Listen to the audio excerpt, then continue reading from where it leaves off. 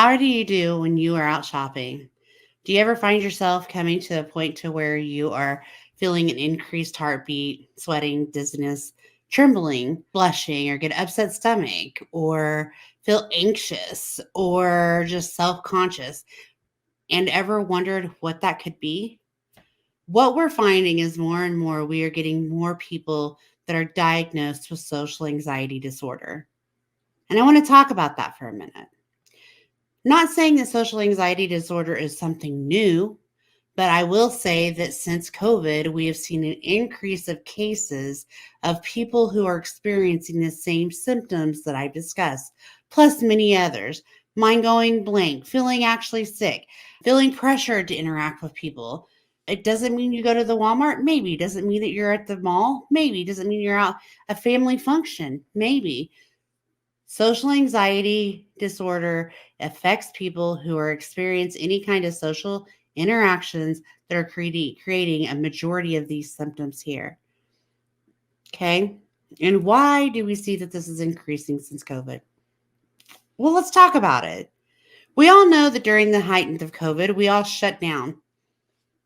Everything stopped. Everything came to a standstill. We spent time to ourselves because we were had to. We spent time with people in our homes that we lived with. We did not interact with anybody. We did not have send kids to school. We did not go to work. We were very shut down. And that is to be expected during a pandemic. And that is to be expected when we have to stay hunkered down to be safe, right? Who knew that COVID would be such a devastating, long period of time where we were in that shutdown?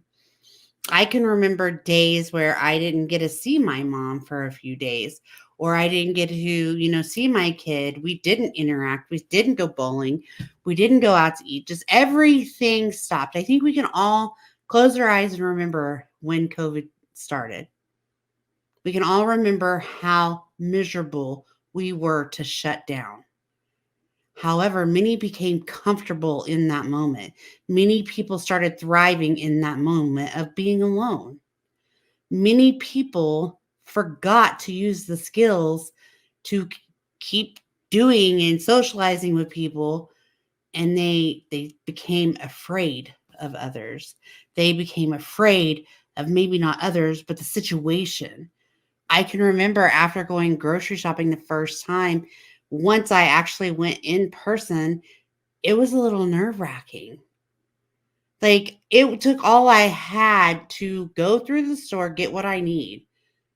I felt uncomfortable. I felt like my heart was beating fast. I felt that I was self-conscious and anxious. And I felt that, there was no eye contact. I was just going. I was going shopping. And I was getting my stuff and I was getting out. What makes me different than those that have been diagnosed with social anxiety disorder? That didn't continue for me. Those symptoms stopped after that initial start. Nothing was that severe after that first time. So I didn't have social anxiety disorder. I didn't ever get diagnosed with it. I had to process and work my way through those first few times back out to the store, but it didn't stick with me. Unfortunately, we still have people that are still experiencing these same symptoms today. I have kids that don't know how to function in a classroom setting because they were in kindergarten when COVID hit and shut down for 2 or 3 years, depending on the status, maybe a year, depending on where they were. Or, maybe their family had somebody with health concerns and they couldn't go back to school immediately and they had to set time out. I have kids that are, being socially scared for what's going to happen. They live in a bubble. Being outside terrifies them. I have adults that, were working normal everyday lives that it's debilitating to them to think about working outside of their home today. They can't grasp the idea that it is okay to go back to the job, because at one point everything was shut down. And when it was shut down for COVID, it made it to where we stayed where we were safe. We created a safe bubble. Am I saying COVID's the only reason people have social anxiety disorder? Not at all. It's been around way before that. It wasn't seen at such large rates and across all the populations and all the people as we are seeing it today. It wasn't just something that I heard about or talked about with clients, because it wasn't something that we heard every day. I would say out of 10 clients that come see me, probably 7 have some sort of social anxiety disorder or some symptoms of that has to be ruled out. So, what can we do about that? What can we do if we're the ones experiencing social anxiety disorder? What can we do if our spouse is experiencing it? What can we do if our kids or our friends or anybody that we know is experiencing this? We can give them the tools. We can give them the suggestions. We can give them the ideas.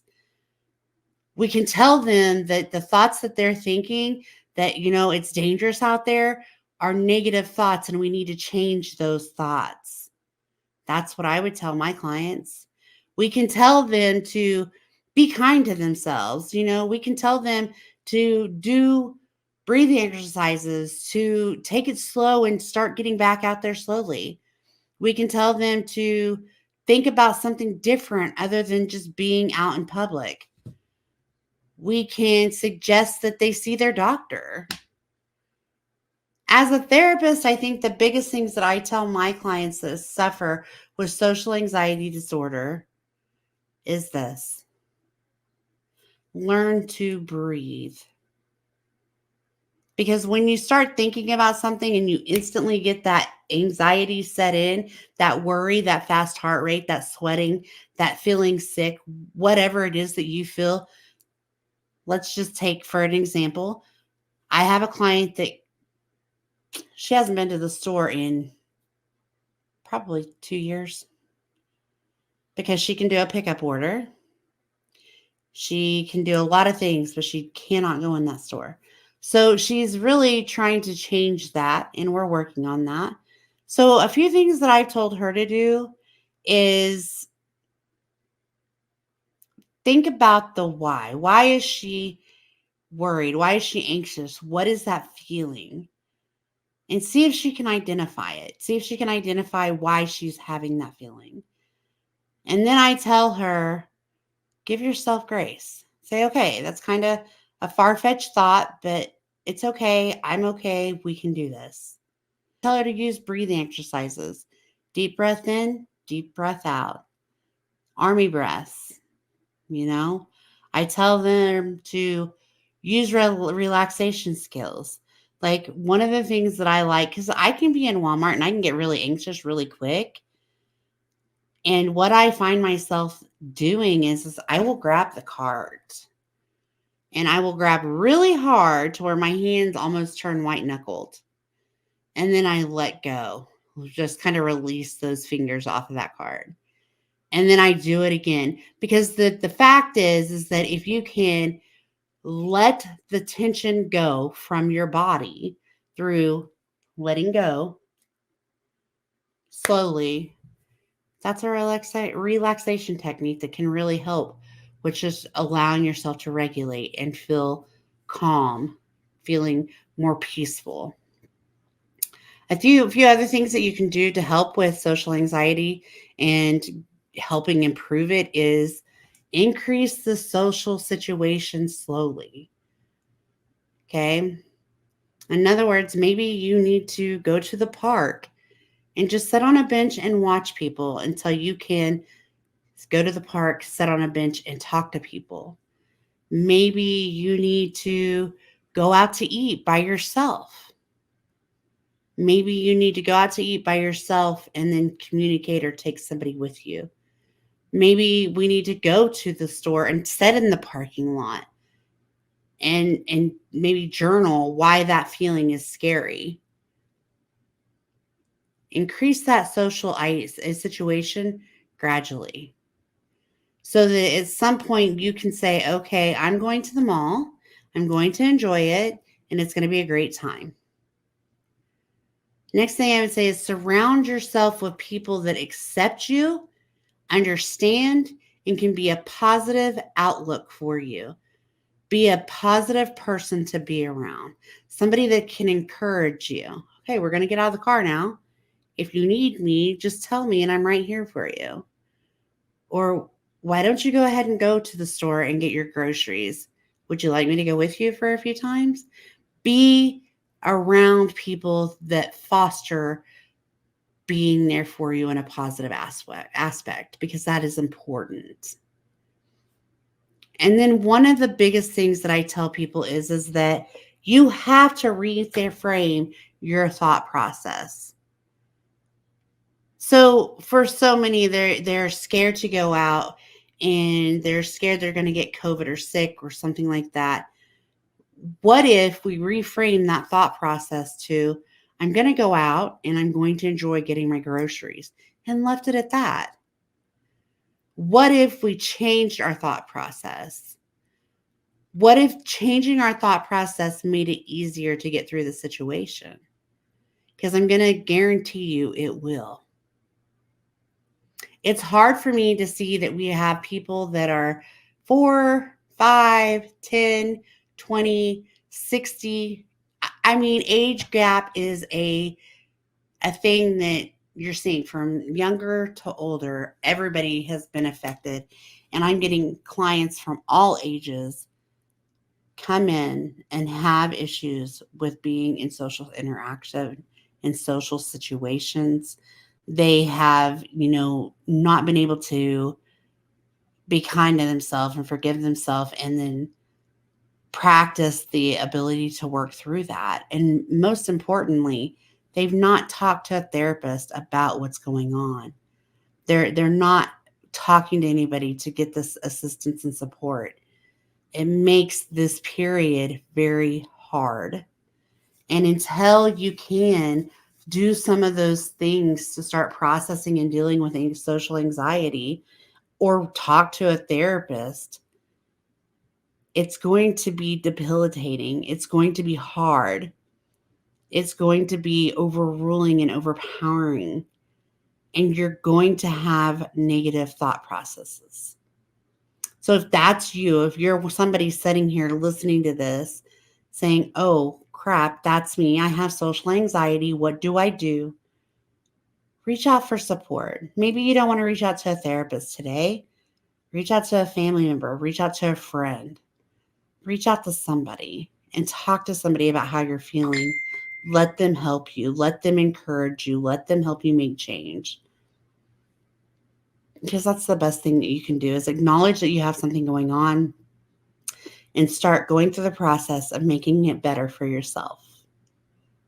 So if that's you, if you want to talk to somebody, if you need to talk to somebody, feel free to reach out to me. I can get you into some resources in your area.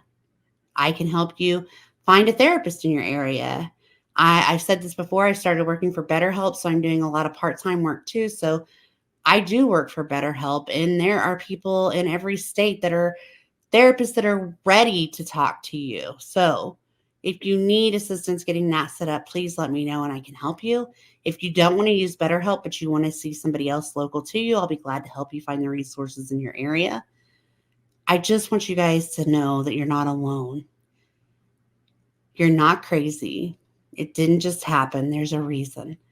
We had a pandemic that kind of shocked the world, and it'll be okay. So please reach out. And for now, I do want to thank you for watching. Please remember to like, share, and subscribe, and hit the bell for future notifications. And have a great night. Bye, guys.